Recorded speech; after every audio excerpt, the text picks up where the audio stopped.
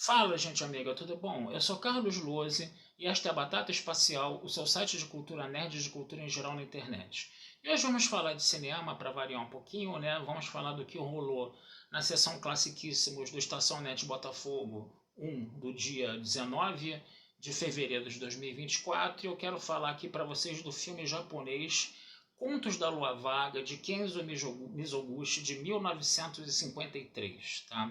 Um filme que ganhou Urso de Prata no Festival de Veneza, tá? Não, perdão, Leão de Prata no Festival de Veneza, né? O Urso é de Berlim, né? Desculpa, tá? E o que acontece? É um filme japonês bem interessante, tá? Ele trabalha bastante a temática, né, da cultura japonesa ali na Idade Moderna, no século XVI mais ou menos, né? A temática dos senhores feudais, dos samurais, coisa e tal, né? E o filme, eu vou dar o plot aqui do filme, tá? Lembrando sempre que eu vou usar spoilers aqui, então se vocês ainda não viram o filme, né, deem uma paradinha, procurem o Contos da Lua Vaga por aí para vocês poderem ver, tá? E depois assistam aqui a nossa conversa. Mas o plot do filme é o seguinte: dois casais, né, que vivem no campo ali, né, um fabrica vasos, né, junto com a esposa, e o outro quer ser um grande samurai, para ele tudo na vida é querer ser um grande samurai, coisa e tal. A gente está no Japão do século XVI, né, com guerras feudais, né, entre senhores, né, feudais japoneses, né. E aí, numa briga, numa guerra dessas, né, os samurais de um senhor feudal japonês atacam essa cidade, né, essa pequena cidade, né, onde vivem esses dois casais. E esses dois casais eles precisam fugir, né, levando, né, a produção de vasos, né, de cerâmicas, né, que um dos casais faz, né, para poder vender nessa cidade mais distante, mais rica e menos ameaçada, né, pela guerra, né, no caso, tá? Mas o problema é que quando eles estão andando de barco pelo rio, né, eles passam por um barco onde tem uma pessoa moribunda, né, e eles entendem que aquilo foi um mau presságio. E eles queriam deixar as esposas na margem do rio, né, para não passar pelo perigo da viagem, pelo perigo do mau presságio que indicava que a viagem ia ter, né? E aí a esposa que tinha um filho pequeno, que era a mulher do cara que fazia cerâmica, né? Acabou ficando na margem do rio, né? Sozinha, né? Negócio meio doido, né? Enquanto que a outra mulher se impôs e falou: não, eu vou continuar, né, nessa viagem, coisa e tal, né? E quando eles chegam na cidade, eles começam a fazer muito dinheiro e o cara que queria ser samurai pega a parte dele e torra comprando uma armadura de samurai e sai por aí pela vida sendo samurai, cara. E ele larga a mulher também. A mulher acaba sendo estuprada pelos samurais lá inimigos, né? E ela acaba caindo na vida, na prostituição, né? Enquanto que a outra mulher, né, ela acaba ficando sozinha com a criança, ela acaba sendo atacada pelos samurais, acabam se tirando o pouco de comida que ela tem, entendeu? E sabe-se lá como essa criança sobrevive e sabe-se lá como essa mulher acaba morrendo, né? E aí, se eu não me engano, ou o pai do cara, ou o pai da esposa, né? Ou o pai da mãe, né? Da moça que morreu, né? Acaba encontrando o garoto e acaba levando o garoto para criar. Enquanto isso, os dois lá na cidade, né? Os dois maridos lá na cidade estão numa boa. O cara que vira samurai, ele consegue roubar a cabeça de um general, né? Um outro samurai que decapita o general inimigo, né? E a cabeça do general inimigo valia muito, né? Então o que acontecia? Você decapitava o sujeito e daqui a pouco vinha um monte de outro atrás para matar você, para roubar a cabeça, para ele dizer que roubou a cabeça, que ele matou o cara, né? E esse marido aí que tinha ânsia de virar samurai, que comprou a roupa de samurai, ele acaba encontrando um samurai que decapitou o general inimigo, mata esse samurai, rouba a cabeça e fica com a fama de que matou o general inimigo e fica com muito dinheiro. E aí o que vai acontecer? Ele vai aproveitar essa grana, ele vai aproveitar essa fama de samurai que ele tem, né? Agora que ele acabou ganhando, acaba indo para um prostíbulo e encontra a esposa dele lá. Né? Isso daí, a esposa dele lá já completamente prostituída, coisa e tal, né?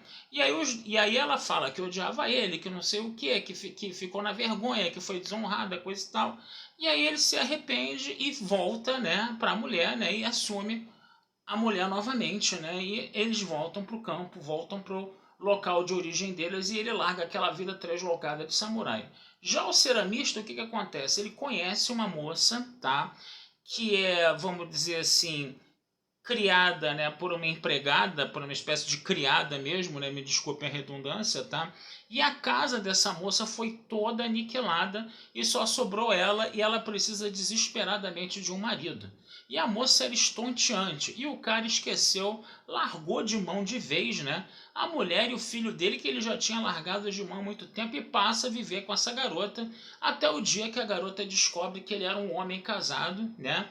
E aí as duas, né, a menina e a criada, caem em cima dele como se ele fosse né, a pior criatura do mundo, e acabou sendo mesmo, né, no caso, né?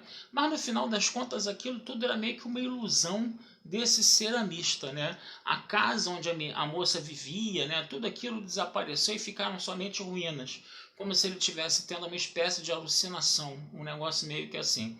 Aí ele volta para a casa antiga dele, encontra a esposa dele com um filho, né? Só que sabe, e aí eles passam a noite juntos, né? E no dia seguinte é que o pai dele, ou o sogro dele, sei lá quem, diz que a mulher na verdade está morta. Quer dizer, ele teve uma outra visão, né, no caso, né? Então o que acontece? Ele acaba ficando sozinho, ele acaba se juntando com um casal, né, do ex-samurai lá com a esposa que se prostituiu, eles passam a viver juntos novamente, passam a trabalhar juntos, coisa e tal, né? Passam até aquela vida camponesa deles, né, de muito suor, de muito sacrifício e muito trabalho, né? Depois dessa aventura, né, no meio urbano, né, onde eles se perderam completamente, o filme acaba com a criancinha pequenininha frente ao túmulo da mãe, né? De uma forma muito bonita, muito poética esse finalzinho, achei esse finalzinho muito fofo, uma gracinha. Né? Agora, detalhe, é interessante você perceber, né, a moralidade, né, da história, né, que você está vendo ali, né, dois homens casados, né, que simplesmente abandonam as esposas deles, né, para se, vamos dizer assim, se entregar a, como podemos dizer, a tentações urbanas, né, no caso, né? Um queria ser samurai desde que vivia lá no campo, enquanto que o outro acabou se entregando a essa tentação urbana dessa moça muito jovem, né? Que era de uma casa que foi totalmente aniquilada, tá? E isso, no final das contas, acabou se revelando uma visão desse ceramista, né? Assim como a visão da esposa viva dele também, quando a esposa já estava morta há muito tempo, né? Então isso daí que foi meio que o castigo, né? Essas visões como se fosse uma espécie mesmo de é, chamada, né, de atração, né, de tudo que de ruim que esse meio urbano e próspero poderia trazer aquelas duas famílias prosaicas do campo, né? Eles buscavam segurança e buscavam riqueza na cidade grande, né? Só que eles acabaram se perdendo completamente, digo nesse caso os maridos, né? Cederam, vamos dizer assim, às tentações do meio urbano e abandonaram as mulheres para lá, e as mulheres pagaram as consequências disso, né? E no final das contas voltou todo mundo com o rabinho entre as pernas para a vida prosaica do campo, menos a esposa do ceramista que acabou morrendo, né? E eles voltaram a ter aquela vida prosaica novamente, né? Ou seja, mais uma vez um filme aí que trabalha um pouco a questão da tradição e da modernidade, tá certo?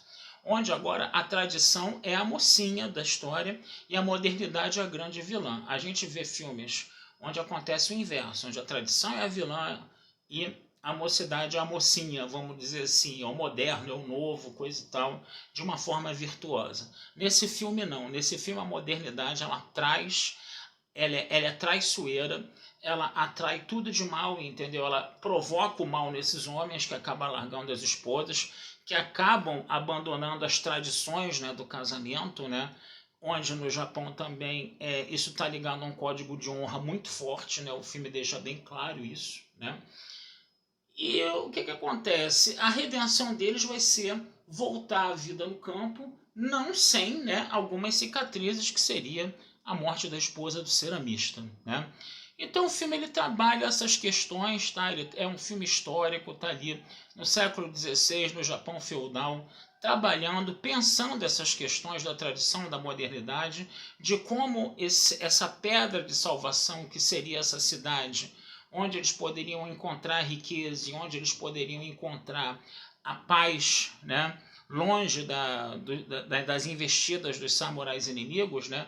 Ela acabou se tornando muito mais perigosa do que esse campo que estava sendo invadido por samurais, né, da família inimiga, né? Acabou sendo muito mais perigosa e acabou meio que desgraçando essas duas famílias.